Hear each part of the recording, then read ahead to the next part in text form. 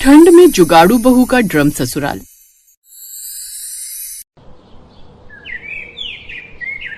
मेघा अपनी टूटी फूटी झोपड़ी में बैठकर गीली लकड़ियों में आग लगाने की कोशिश कर रही थी। तभी प्रवीण कांपते हुए वहां आता है और बोलता है, भाभी लकड़ियां जली या नहीं?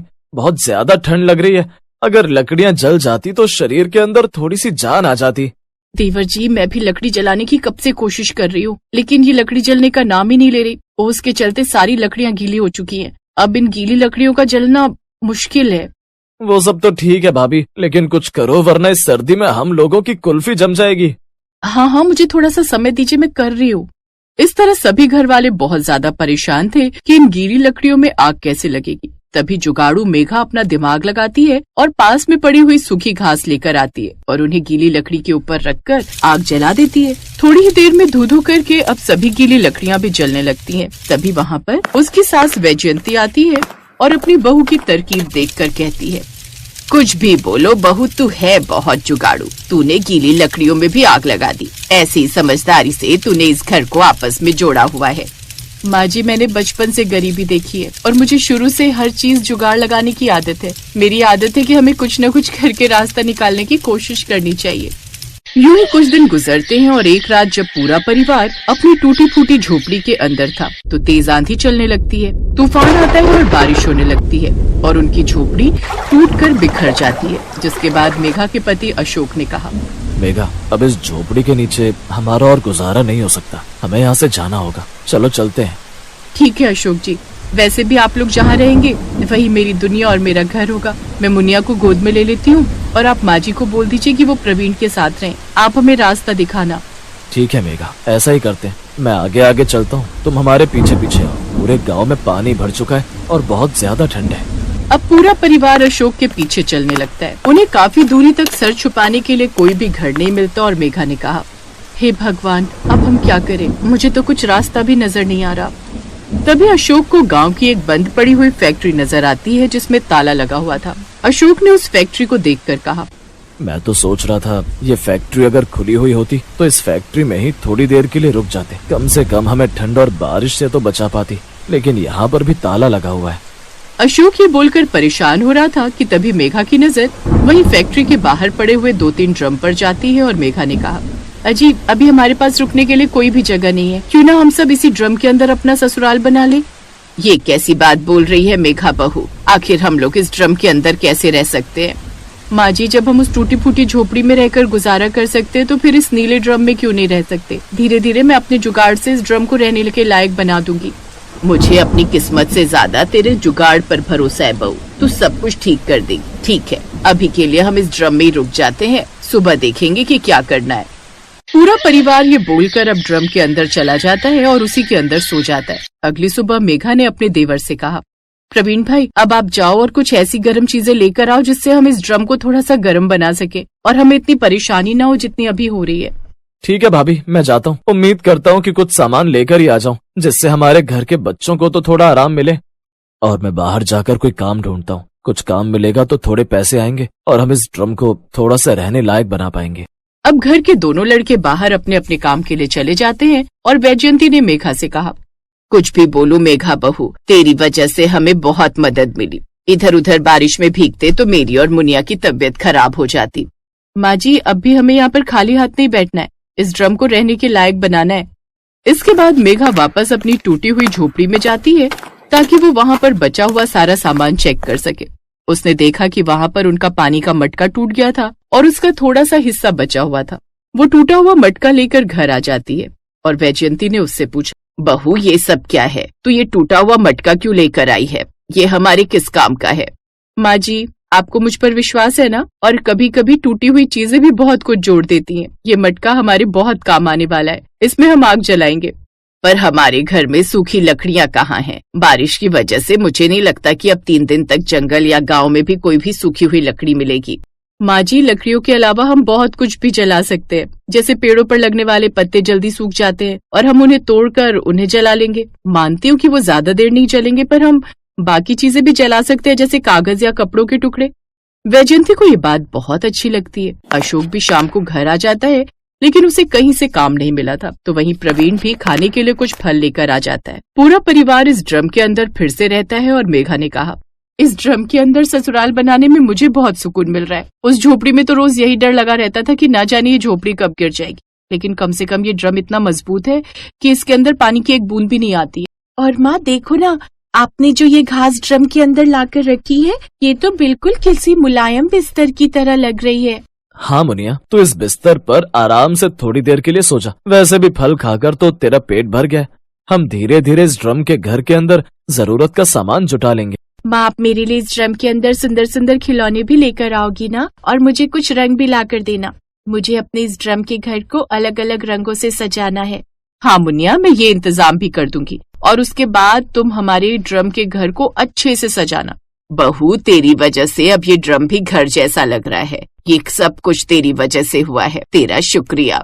मेघा ये सब देखकर बहुत ज्यादा खुश होती है कि उसके परिवार वालों को उसकी कदर थी, लेकिन आखिर वो कब तक अपने परिवार वालों को उस ड्रम के ससुराल में रख सकती थी। इसलिए एक दिन उसने खुद से कहा, मेरे ससुराल वाले अभी तक तो इस नीले ड्रम में रह रहे हैं, लेकिन हम ज्यादा समय तक इसके अंदर नहीं गुजारा कर पाएंगे। अब मुझे कोई न कोई रास्ता तो निकालना ही होगा।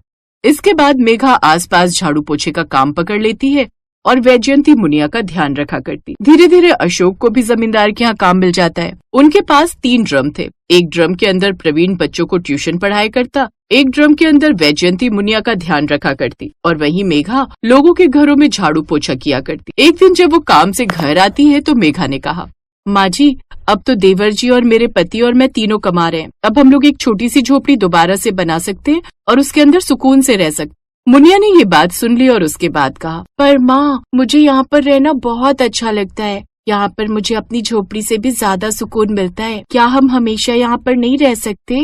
मुनिया बेटा, ये ड्रम कौन सा हमसे ज्यादा दूर है। तुम्हारा जब भी खेलने का मन करे तुम यहाँ आ जाया करो। वैसे भी तुम्हारे चाचा इन्हीं 3 ड्रम के अंदर बच्चों को पढ़ाया करेंगे, तो तुम भी उनके साथ कभी कभी रुकने के लिए आ सकती हो।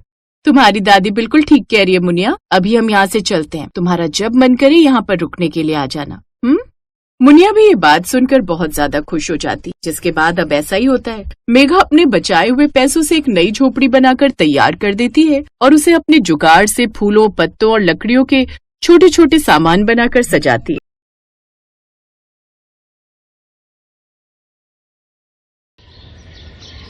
सिवली, मैपा, कहाँ हो तुम दोनों? जल्दी इधर आओ।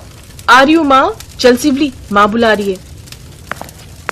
हाँ माँ, कुछ कहा आपने? सुनो तुम दोनों, आज मैं जादू बना रही हूँ। मेरी मदद कौन करेगा? क्या जादू? मैं हूँ ना, मैं करूँगी आपकी मदद। नहीं दीदी, तुम रहने दो, मैं माँ की मदद कर दूंगी। अच्छा, लड़ो मत। एक काम करो, तुम दोनों ही बना लो, मैं बाकी का काम देख लेती हूँ।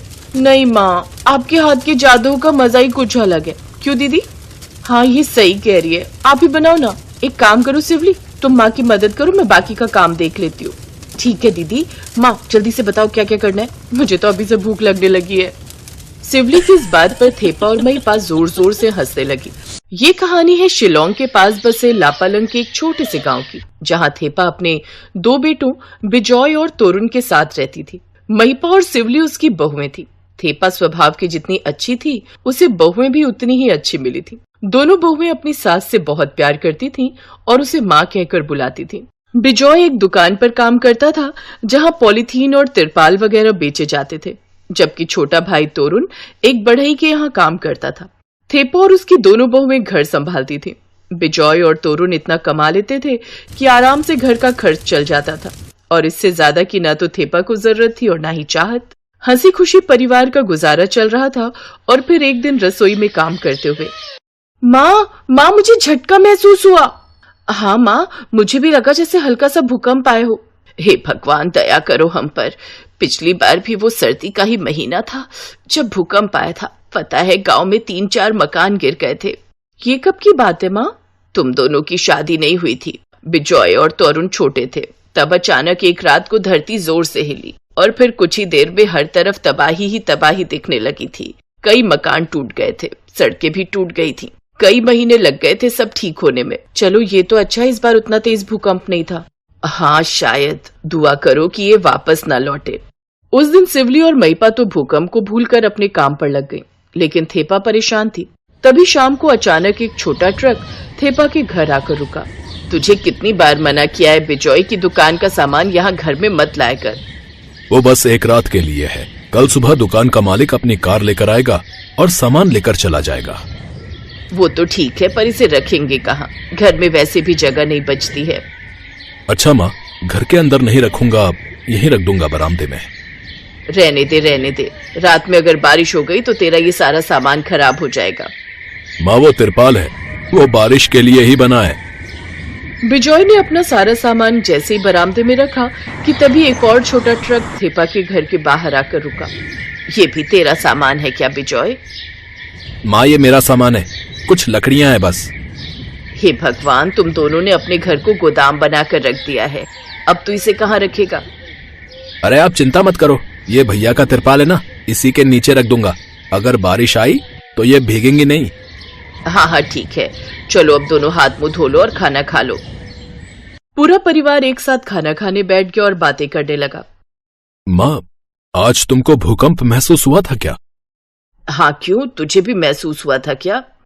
हाँ, मैं जब सामान ले रहा था तब मुझे भी लगा था, पर इस बार तो बहुत धीमा झटका लगा था। दुआ करो कि सब ठीक रहे। पिछली बार का याद है ना जब भूकंप? थेपा अपनी बात पूरी कर भी नहीं पाई थी कि अचानक धरती जोर जोर से हिलने लगी। थेपा का पूरा घर भी जोर जोर से हिलने लगा। ये देखकर किसी को कुछ समझ नहीं आया। तभी थेपा जोर से चिल्लाई, भागो, जल्दी बाहर भागो, भूकंप आ रहा है। बिजॉय तू जल्दी से महिपा और सिवली को बाहर लेकर निकल। जैसे ही वो सभी घर से बाहर आए, उनका घर उनकी आंखों के सामने ही भरभरा कर गिरने लगा और फिर थोड़ी ही देर में पूरा मकान मलबे में बदल गया। उनके घर को जाने वाली सड़क टूट गई थी और उसके बीच एक बड़ी सी दरार आ गई थी। पूरे गांव में हल्ला मच गया और देखते ही देखते गांव के सारे मकान गिरने लगे। अब हम क्या करेंगे माँ जी? हाँ माँ, कुछ नहीं बचा, अब हम क्या करेंगे? तुम दोनों चिंता मत करो, भगवान सब ठीक करेगा। थेपा ने ये बात कह तो दी थी, लेकिन वो खुद नहीं जानती थी कि अब आगे क्या होने वाला है। उनका घर गिर चुका था, खाने पीने का सारा सामान मलबे में दब चुका था और ऊपर से बर्फीली हवाएं उनका बुरा हाल कर रही थी। तभी महिपा ने झट से कुछ लकड़ियां इकट्ठा की और आग जलाई। आग के सहारे वो लोग काफी देर तक बैठे रहे। वो रात बहुत भारी गुजरी। सिवली, माँ को तो तेज बुखार है। ये फोन भी काम नहीं कर रहा है, क्या करूं अब? भैया, जरूर मोबाइल टावर भी गिर गए होंगे। अब हम मदद कैसे बुलाएंगे? हम तो बाइक भी नहीं चला सकते। सड़कों पर देखो कितनी चौड़ी दरार है। तोरुण, कैसे भी करके माँ को ठंड से बचाना होगा। पर कैसे भैया, हम क्या करें? बिजॉय और तोरुण अपनी माँ की ऐसी हालत देखकर बहुत परेशान थे। तभी सिवली की नजर मलबे में दबे तिरपाल पर पड़ी, जिसका एक सिरा बाहर दिखाई दे रहा था। सिवली भागकर गई और महिपा भी उसकी मदद करने को आगे आई और फिर दोनों ने वो सारा तिरपाल खींच लिया। सुनिए, आप और भैया दोनों वो लकड़ियां बाहर निकालने की कोशिश करो। अरे पर तुम करना क्या चाहती हो? हाँ मैं समझ गई, सिवली सही सोच रही है। तोरुण, तुम लकड़ियां निकालो तो सही। और देखते ही देखते उन दोनों ने अपने टूटे हुए घर के सामने एक बड़ा और मजबूत तंबू बना दिया। अरे वाह महिपा, सिवली, मान गए तुम दोनों को यार।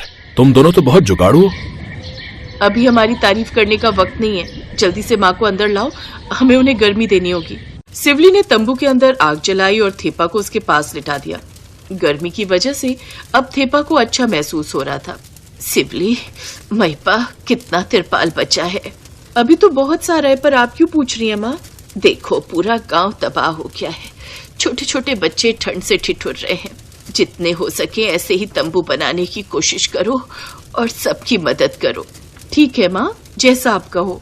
फिर अगले ही पल दोनों भाई और उनकी पत्नियां गांव के सभी लोगों के लिए तिरपाल और लकड़ियों से तंबू बनाने में जुट गए। शाम तक गांव के हर परिवार के पास अपना तंबू था। शाबाश मेरी बहुओं, मुझे तुम पर बहुत गर्व है। मुझे नहीं पता था कि मेरी सीधी सादी बहुएं इतनी जुगाड़ू हैं। जुग जुग जियो मेरी बच्चियों। Thanks for watching.